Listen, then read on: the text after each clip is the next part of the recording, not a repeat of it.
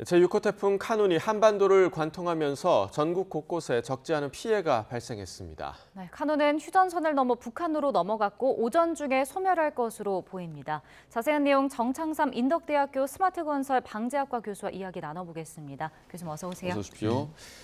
자, 이번 태풍 카눈 한반도를 수직 관통했는데 이런 경로는 좀 이례적인 경로였죠? 그렇습니다. 이번 태풍을 얘기할 때 많은 사람들이 이례적이다라는 표현을 예. 많이 쓰는데요.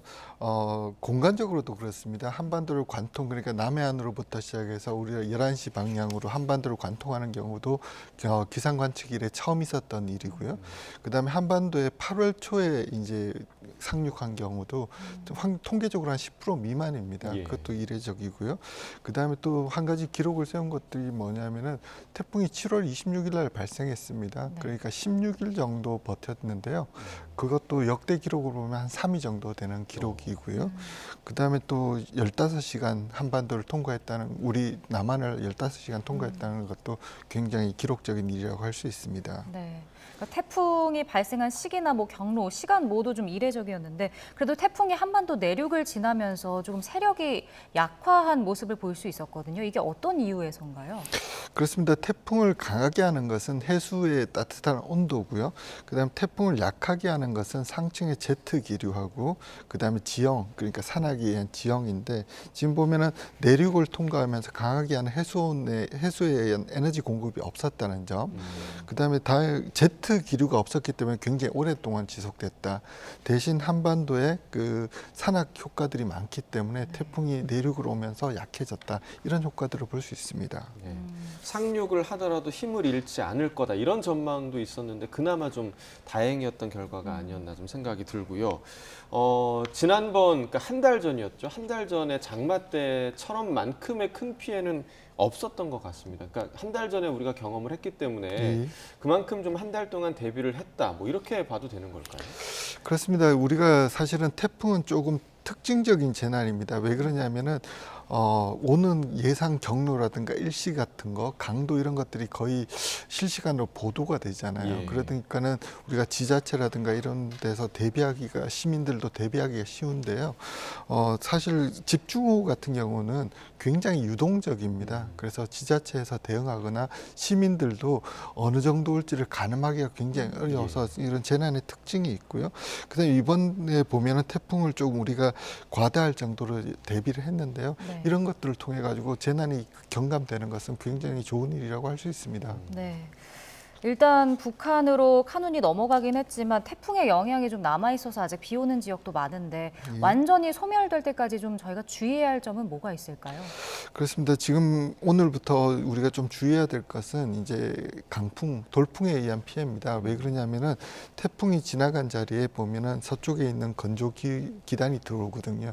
그러면 굉장히 한반도의 대기가 불안정하기 때문에 순간적으로 한 20m/s 정도 되는 강풍이, 돌풍이 발생할 수 있기 때문에 저희가 돌풍에 좀 유의를 해야 될 것 같고요. 그리고 수도권과 그다음에 서울 지역에는 내일 오전까지 계속 한 30에서 40mm 비가 더 올 거로 예상하고 있습니다. 네. 자, 장마에 그리고 한 달 만에 또 태풍이 오면서 전국 여러 지역 산에 이제 물을 많이 머금고 있지 않을까? 산이 그렇습니다. 물을 많이 머금고 있을 것 같은데 그러면 이제 산사태가 우려가 되잖아요. 예. 완전히 좀 집안이 안정화되기까지는 어느 정도의 시간이 걸릴까요? 그렇습니다. 지금 아마 함수율이 거의 100%까지 올라왔는데요. 사실 예. 제일 우려했던 것은 영동 지방이었습니다. 어제 우리가 태풍이 이제 서울 부근으로 올 때 초반에는 기상청에서 영동 지역에 한 250mm 비가 더 온다고 예보를 했고요.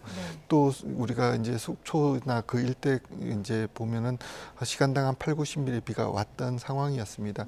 근데 다행히 이제 태풍이 약해지면서 비가 그치게 됐고요. 그다음 말씀하신 것처럼 함수율이 좀 떨어지는 데는 최소한 일주일 정도의 시간은 걸릴 것 같습니다. 네. 일단 오늘 이제 날이 밝고 비가 그친 지역에서는 이제 복구 작업도 진행이 될 텐데 이때 또 주의해야 할 점이 있지 않을까요?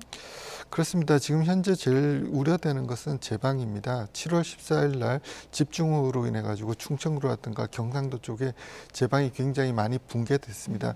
한 1200곳 정도 됐고요. 이번에도 집중호우로 인해서 제방이 굉장히 약해져 있는데요.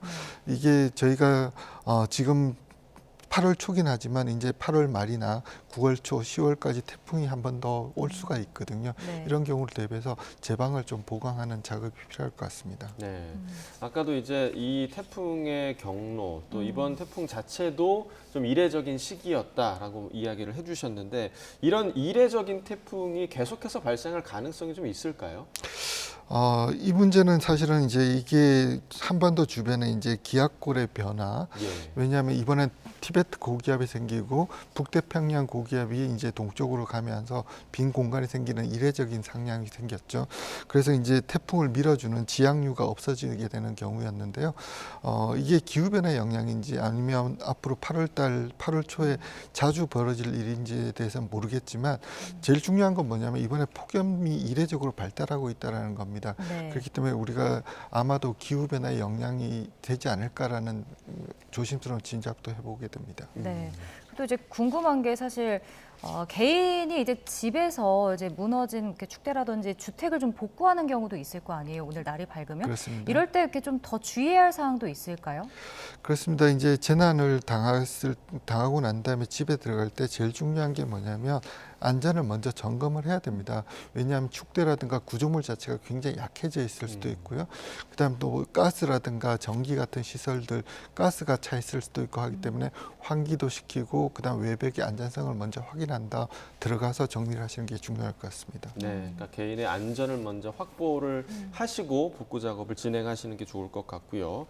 우리가 그 가을 태풍이라는 말을 하지 않습니까? 예. 그러니까 이번 태풍 카누는 북한으로 이제 이미 지나가긴 했지만 당장에 7호 태풍이 또 올라온다 이런 소식이 있더라고요. 7호 태풍 란이 지금 일본을 향해 가고 있다라는 소식이 전해지고 있는데 이런 태풍에 대한 변수가 일반적으로 좀 어느 시기까지 이어지나요? 일반적으로 우리나라에 역대 제일 많은 피해를 줬던 태풍들은 대부분 9월 가을 태풍이었습니다. 예. 그래서 태풍이 1년에 보면 한 25개에서 한 30개 사이가 발생되고요. 네. 그중에서 평균적으로 한 2개에서 3개 정도가 우리나라에 영향을 주는데요. 저희들이 생각할 때는 8월 말이나 9월 그리고 10월 길게는 11월까지 우리가 태풍의 영향을 받을 가능성이 있다고 생각하고 있습니다. 네. 뭐 장마에다가 이번 태풍 그리고 가을 태풍까지 만약에 이어져서 비가 많이 온다면 집안도 계속 약해져 있는 거잖아요. 이럴 때 주의할 점은 뭐가 있을까요?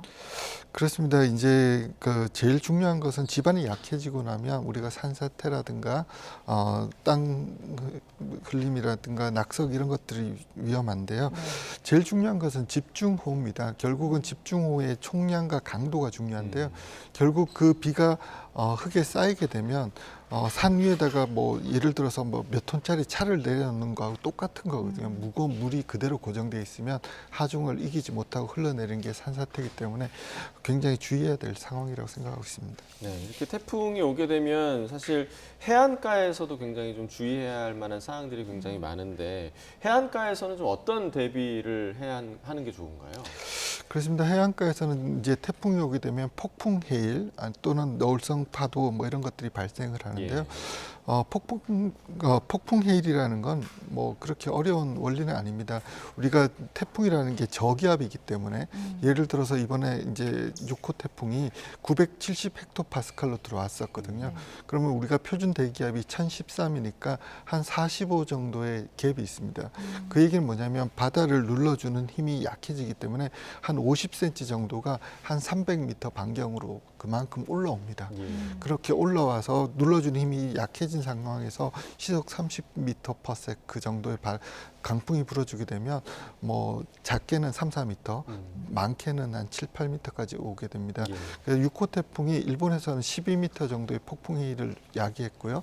우리나라에서는 부산에서 7, 8m까지 폭풍해일을 야기한 사례가 있습니다. 네. 근데 앞서 이제 태풍이 지나가도 강풍이나 돌풍을 좀 주의해야 한다라고 말씀해 주셨는데 그러면 이렇게 해안가에 계신 분들은 이 폭풍 해일에 대한 대비는 이렇게 어떻게 해야 될까요? 그렇습니다. 이제 태풍이 없더라도 일반적으로 저기압이 다가올 때 강풍이 불 때 폭풍해일이 발생할 가능성이 높습니다. 그리고 이것들이 보면은 이제 만조 시기와 겹친다든가 백중사리와 겹쳤을 때 아무런 그 이제 태풍도 아닌데 침수가 일어날 수 있거든요. 그런 것들을 주의하셔야 될 것 같고요. 그다음 또 특히 여름철에는 해안가 쪽에서 보면 이와는 다르게 이제 이한류 같은 것들이 발생할 확률이 높기 때문에 항상 그 바다에서의 상황을 좀 모니터링을 하셔야 될 것 같습니다. 네, 저희가 이런 태풍이 이제 예보될 때마다 그 뭐 출근길, 퇴근길에 대중교통 이용해라 뭐 이런 소식을 좀 많이 전해드리곤 하는데 어쩔 수 없이 또 차량으로 이동해야 할 경우가 있잖아요. 저도 오늘 아침에 출근을 하면서 제 앞에 바로 앞에 있는 택시가 한 바퀴 도는 거를 눈앞에서 봤습니다. 그러니까 그런 사고가 일어날 수가 있는데 이런 사고를 좀 예방하기 위해서 어떤 경각심을 좀 가져야 할까요? 그렇습니다. 이제 대부분 이제 어쩔 수 없이 차를 이용하시는 분들의 공통적인 특징이 아주 바쁘고 급한 업무 때문에 그럴 가능성이 높습니다. 그래서 비가 오는 와중에도 조금 과속을 하게 되는 경우가 많습니다. 근데 이제 문제는 뭐냐면은 강풍이 불 때 과속을 하면 우리가 100m 달리기를 할 때 옆에서 누가 조금만 밀어도 넘어지는 거하고 똑같이 과속으로 달릴 때 순간적인 강한 풍속이 직각 방향으로 불게 되면 차가 전복되거나 흔들릴 수 있거든요. 그 상황에서 도로 자체도 물이 많아서 미끄럽기 때문에 위험하기 때문에 제일 중요한 것은 서행을 하셔야 되고요. 그다음에 강풍이 굉장히 많이 불 때는 차량이 심하게 흔들리면 차량을 안전한 곳에 세우시고 바람이 잦아질 때를 기다리시는 게 좋을 것 같습니다. 네. 태풍 카눈이 지금 뭐 북한으로 이동을 하긴 했지만 아직까지는 좀 주의보가 발령된 상황이기 때문에 계속해서 좀 경각심을 늦추지 않았으면 좋겠습니다.